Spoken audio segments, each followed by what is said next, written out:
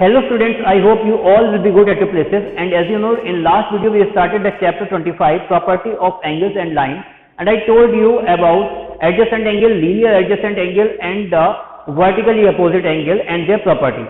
Today in this video we will discuss about the parallel line, non-parallel line and transversal line and angle formed by these lines. Okay, so let's understand what is the parallel line, non-parallel line and transversal line. So first of all, the parallel line. What is the parallel line? Two straight lines which never meet at any point and the distance between both the lines at every point remain constant.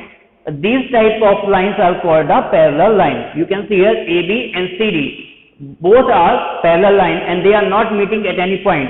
If you will extend both the lines on both sides of this line, so they will not meet at any point. Okay. So this type of line is called a parallel line. This is the symbol of the parallel line. Okay, two vertical lines is the symbol of the parallel line.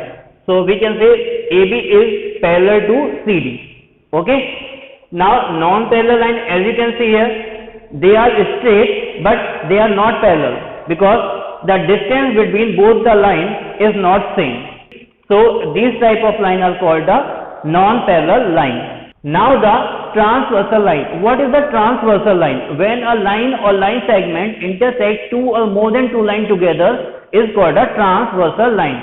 When a line or line segment intersects two or more than two lines together is called a transversal line. As you can see here, AB and CD, two lines are there. Both are the non-parallel line and PQ is intersecting both the lines together. So PQ is the transversal line. Okay, same here AB and CD, here ABCD are the parallel line and PQ is intersecting both the line together.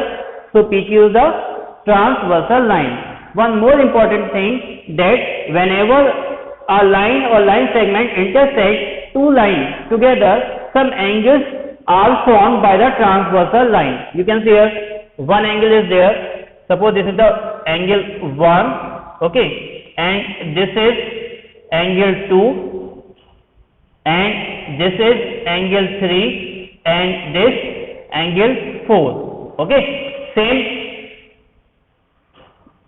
this is angle 5, this is 6, this is 7 and this is angle 8. Okay, some angles are there which are formed when a transversal line intersects two line segments together. So now we will discuss about the name of these angles and their properties. Okay. So first of all we will talk about the names of the angles formed by the transversal line. But one more important thing is that there is no particular definition of angles formed by the transversal line. You have to just remember the name of the angle by their position. Got it? As you can see here that one figure is there. AB and CD are two lines and PQ is intersecting both the lines together. So PQ is the transversal line and some angles are formed by the transversal line. We have just given the name of these angles 1, 2, 3, 4, 5, 6, 7, 8. Okay. So first of all, exterior angle 1, 2, 7, 8. 1, 2, 7, 8 are the exterior angles. All those angles which are present outside of the both lines are called the exterior angle. Okay, as I told you, there is no particular definition of these angles. You have to just remember the name of these angles by their position. So keep this thing into your mind.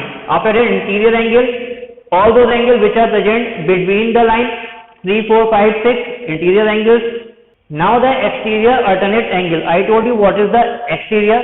Now what is alternate? Alternate means you can say that the backward and forward, upward and downward and left and right. Okay. So 1, 7, 2, 8, 1, 7, 2, 8, as I told you, these are the exterior angles and 1 and 7 are in alternate order. So these are called the exterior alternate angles and 2 and 8 are in alternate order. So 2 and 8 will be called the exterior alternate angles. Okay, exterior alternate angles. Got it? After that, interior alternate angle. So 3 and 5 are in alternate order and these are the interior. So 3 and 5 interior alternate angle and same 4 and 6. Got it? Now corresponding angles. Corresponding means जो एक ही side में हो. 1, 5, 1, 5. Okay, these are corresponding angles. Okay, and 4 and 8 corresponding angles. 2 and 6 corresponding angles, and 3 and 7 corresponding angles. Got it? Now co-interior angles. 4 and 5. 4 and 5 are the co-interior angles. एक ही side में है, interior है, and 3 and 6 are co-interior angles. Got it? Now co-exterior angle. 1 and 8 and 2 and 7. 1 and 8, 2 and 7 exterior है, एक ही side में है. 1 and 8, 2 and 7 co-exterior angles. Got it? After that, we will just discuss about the properties of these angles, where a transversal line intersecting two parallel lines.